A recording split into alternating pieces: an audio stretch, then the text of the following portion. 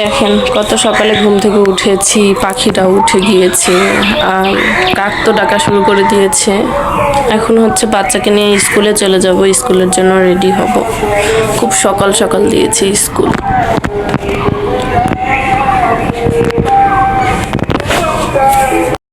ছেলে কিন্তু ঘুমাচ্ছে এখনো, ছেলে আমার ঘুম থেকে উঠেনি, তো ওকে ঘুম থেকে ডাকবো, ব্রাশ করাবো, নাস্তা করাবো, তারপর স্কুলের জন্য রেডি করাবো। দেখেন এই যে কত ভোর, এত ভোরে এত সুন্দর করে পাখি ডাকতেছে, শুনছেন কত সুন্দর করে পাখি ডাকতেছে। আর মশার রাজত্ব, ঠিক আছে, মানুষ জাগার আগেই দেখেন পশু পাখি একদম জেগে গেছে। আমের মুকুল আসছে, তারপর বসন্তের কোকিল ডাকতেছে। অনেক ভোরে ভোরে উঠেছি, ঠিক আছে। নিচে রাস্তা আছে,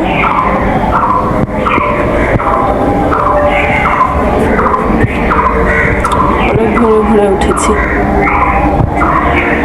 হ্যালো এভরিওয়ান, আসসালামু আলাইকুম, welcome back to my new another blog. Masfi জলডেন ব্লগ থেকে মাসফির মম বলতেছি। কি অবস্থা সবার, কেমন আছেন সবাই? আই হোপ যে যেখানে আছেন ভালো আছেন, সুস্থ আছেন। ভিডিওটা শুরু করেছি ছেলেকে স্কুল থেকে আনার পরে। আসলে স্কুল তো ছুটি হয়ে গিয়েছে হঠাৎ করেই, আর আমার ছেলের একটা প্রতিযোগিতার অনুষ্ঠান ছিল, কবিতা আবৃত্তি, তো সেখানে গিয়েছিলাম আর কি।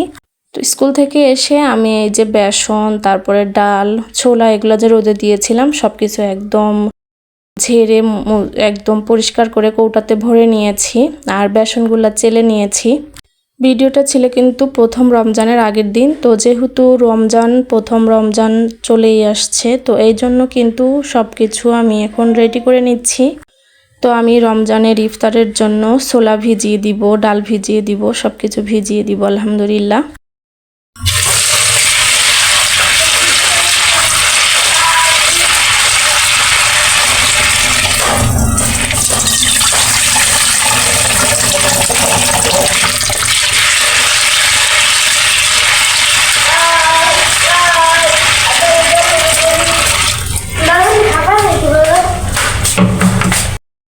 ছোলাটা ভিজিয়ে রাখলাম, সিদ্ধ করবো করে।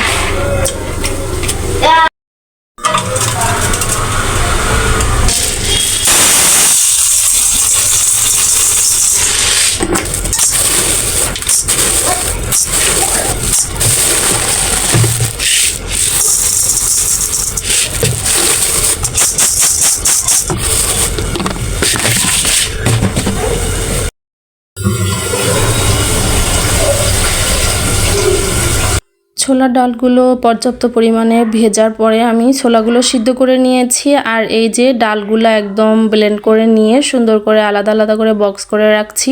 যখন যতটুকু দরকার ততটুকু কিন্তু বের করে নিয়ে আসলে রান্না করতে পারবো। মাত্র এক সপ্তাহের কাজ মাত্র গুছিয়ে রাখলাম, আস্তে আস্তে আরও গুছিয়ে নিব। একেবারে বেশি দিনের খাবার আমার ফ্রোজেন করতে ভালো লাগে না, যেহেতু বাচ্চার স্কুল ছুটি আমি ফ্রি আছি, তো এই জন্য মাত্র 7 দিনের খাবারটা আমি ফ্রোজেন করে রাখছি। এরপরে আবার যেদিন দরকার হবে সেদিন আবার ছোলা বা ডাল এগুলো যা যা আছে সুন্দর করে সিদ্ধ করে নিব। তো এখন যতটুকু সিদ্ধ করেছি এভাবে সুন্দর করে প্যাকেটের মধ্যে ভরে রেখে দিব আমি।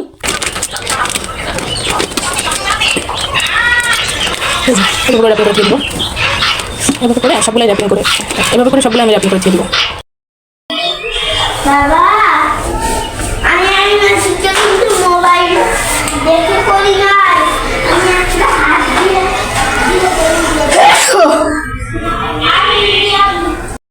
এই যে নারিকেলও ভেঙে নিয়েছি আমি, আর পিঠা বানাবো আজকে।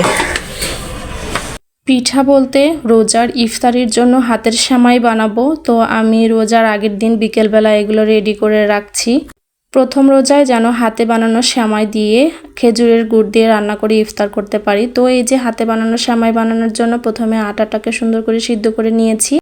এখন আটাটাকে সুন্দর করে আমি ময়ান করে তারপরে এই যে ছোট ছোট করে লম্বা লম্বা করে আকৃতি দিয়ে নিব। এরপর এটাকে হাতের তালু দিয়ে ডলে ডলে তারপরে ছোট ছোট করে সেমাই তৈরি করব। আমাদের সিরাজগঞ্জে এই সেমাইকে হাতে সেমাই বলা হয়। এটা নারকেল দিয়ে খেতে, খেজুরের গুড় দিয়ে রান্না করে খেতে সবাই পছন্দ করে। এটাকে আপনাদের কোন এলাকায় কি বলে অবশ্যই কমেন্টে জানিয়ে যাবেন। তো এইভাবে করে রেখে তারপরে আমি আস্তে আস্তে সেমাইগুলো বানিয়ে নিব।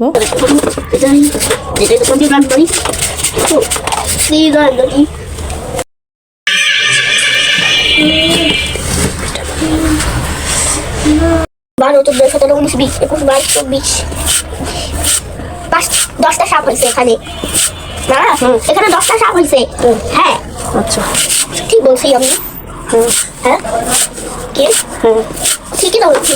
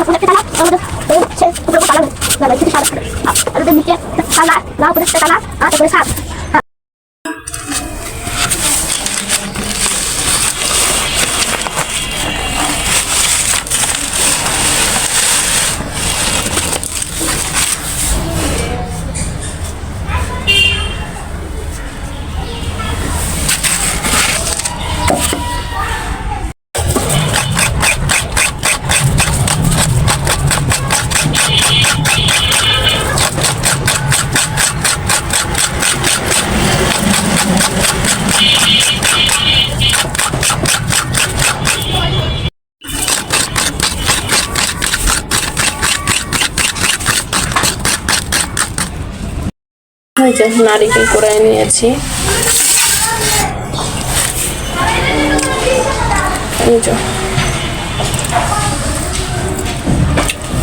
রান্না করব। এই ভিডিওটা ছিল আমার ইফতার যেদিন প্রথম রমজানের সেই দিনই আর কি। তো ইফতারের জন্য যেহেতু আগের দিন বানিয়ে আমি ডিপ করে রেখেছিলাম, এখন সেটাকে রান্না করে নিব একদম ইফতারের আগ মুহূর্তে, যেন গরম গরম খেতে পারি।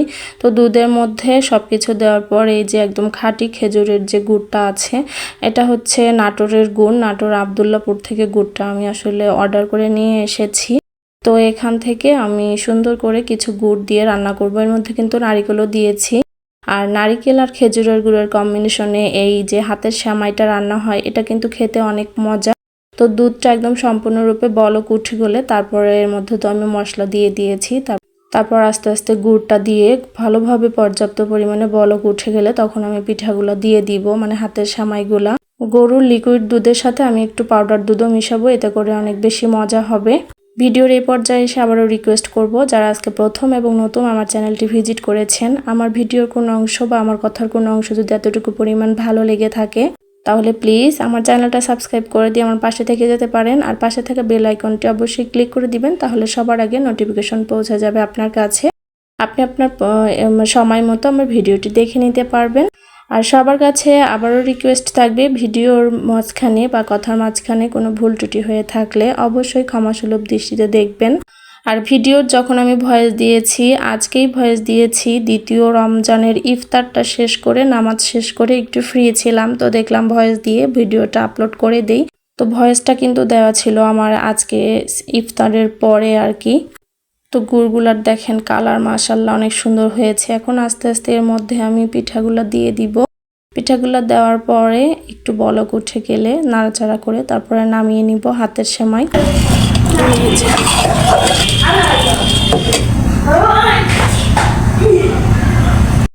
তো এটা রান্নার পর দেখেন এরকম হয়েছে, কালারটাও মাশাআল্লাহ। আর দেখেন এরকম হয়েছে, একটু গাঢ় এরকম হয়েছে, কালারটাও কিন্তু এসেছে একদম পিওর খেজুরের গুড়ের কালারটা।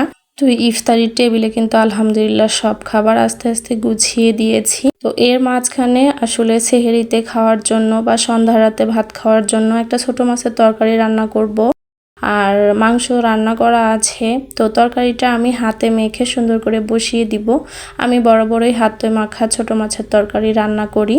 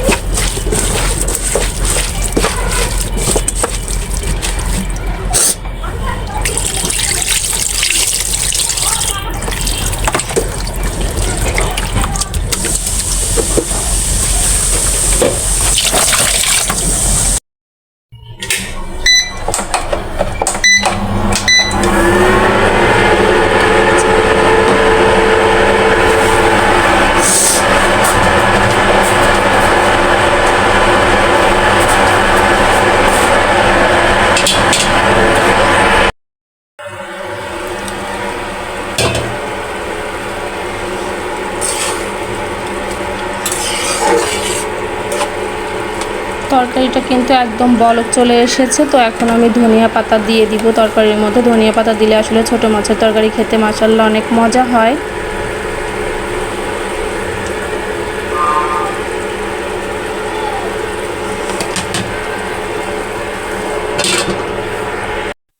এরপর আমি আরও একটা তরকারি রান্না করেছি, পাঙ্গাস মাছ। কারণ ছেলে কি খাবে, ছেলে তো সারাদিনই খাওয়া দাওয়া করবে। তো ওর জন্য আমি অল্প ঝাল এবং টমেটো দিয়ে বড় বড় পাঙ্গাস মাছের চাকাগুলোও রান্না করে রাখলাম।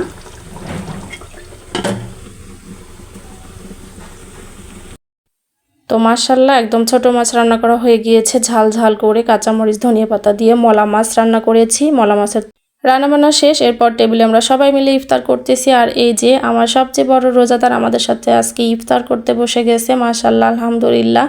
সে হচ্ছে আমরা যেভাবে ইফতার করছি দেখে দেখে সে সেভাবেই ইফতার করছে। সব ধরনের আইটেম একটু একটু করে নিয়েছে, আলহামদুলিল্লাহ সে খেয়েছে। তো আমার বড় রোজাদারের সাথে আলহামদুলিল্লাহ আমার প্রথম রমজান পার হলো খুব ভালোভাবে। তো ইফতার শেষ করে আলহামদুলিল্লাহ আমরা সবাই আমাদের আল্লাহ তাআলার যে ইবাদত করতে হয় সেটাও শেষ করে নিলাম। সবার জন্য দোয়া রাখলাম, সবাই ভালো থাকবেন, সুস্থ থাকবেন।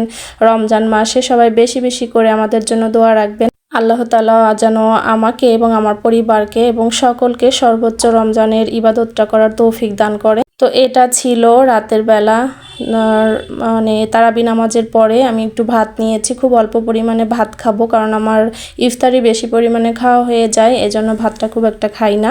তো এখানে আমি একটু পেঁয়াজু দিয়ে এবং সালাদ দিয়ে প্রথমে ভাত খাচ্ছি, তারপরে আমি আলহামদুলিল্লাহ মাছের তরকারি দিয়ে খেয়ে নিব। আপনাদের সবার রোজা আশা করি রমজান মাসটা খুব ভালোভাবে কাটছে। সবার জন্য অনেক অনেক বেশি দোয়া এবং শুভকামনা থাকলো। আল্লাহ তাআলার কাছে আল্লাহ তাআলা যেন সবাইকে সুস্থ রাখে এবং ভালো রাখে। আজকের মতো ভিডিও থেকে বিদায় নিচ্ছি, দেখা হয়ে যাবে নেক্সট ভিডিওতে। ততক্ষণ পর্যন্ত সবাই ভালো থাকবেন, সুস্থ থাকবেন, আমাদের জন্য দোয়া রাখবেন। আল্লাহ হাফেজ সবাইকে, আসসালামু আলাইকুম।